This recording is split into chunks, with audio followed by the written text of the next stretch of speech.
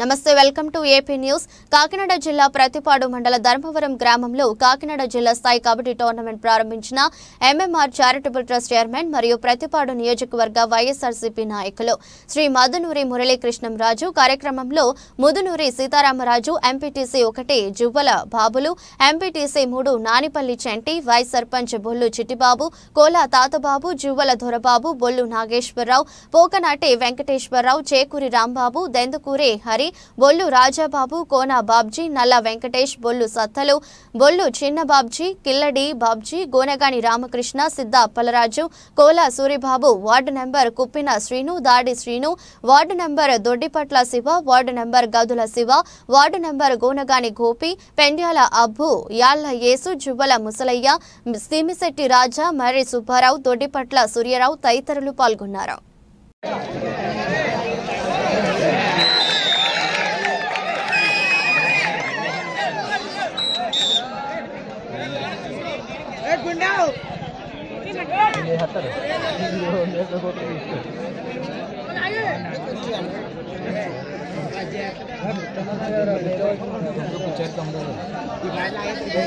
కూర్చోండి.